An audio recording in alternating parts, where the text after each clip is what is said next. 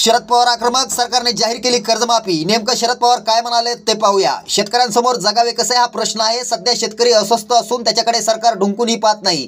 तसेच कृषी प्रधान देशाला कृषी मंत्री नाही, देश कसा चालणार असा प्रश्न पवारांनी उपस्थित केला।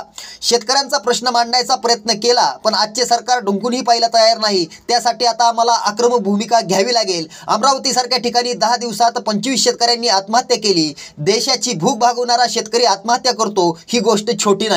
मी कृषी मंत्री असताना शेतकरी आत्महत्येची घटना घडली होती। त्यावेळी पंतप्रधान मनमोहन सिंग यांना घेऊन लातूर, यवतमाळ आणि वर्ध्याला गेलो होतो। तिथे आत्महत्या केलेल्या शेतकऱ्यांच्या कुटुंबाची भेट घेतली। तिथून दिल्लीला गेल्यावर लगेच शेतकऱ्यांसाठी कर्जमाफी जाहीर केली। शेतकऱ्यांच्या अन्नात माती कालवण्याचा प्रकार या सरकारने केला आहे। आक्रोश मोर्चानंतर परिस्थिती न सुधारल्यास हल्लाबोर मोर्चा काढला जाईल असं देखील पवार म्हणाले। शेतकऱ्यांना सरसकट मदतीसह पीक विम्याचा मार्ग सरकारने मोकळा करावा, अन्यथा हल्लाबोर मोर्चातून सरकारची चड्डी उतरायला वेळ लागणार नाही असं देखील पवार म्हणाले। सरकारला उद्योगधंद्यांचे कर्जमाफीसाठी निधी आहे, मात्र शेतकऱ्यांचं कर्ज माफ करण्यास निधी नाही। हे सरकार जर वटणीवर येणार नसेल तर संपूर्ण महाराष्ट्र दौरा येत्या काही दिवसात करणार असून शेतकऱ्यांना कर्जमाफी झाल्याशिवाय मी शांत बसणार नाही अशी आक्रमक भूमिका शरद पवार यांनी घेतली।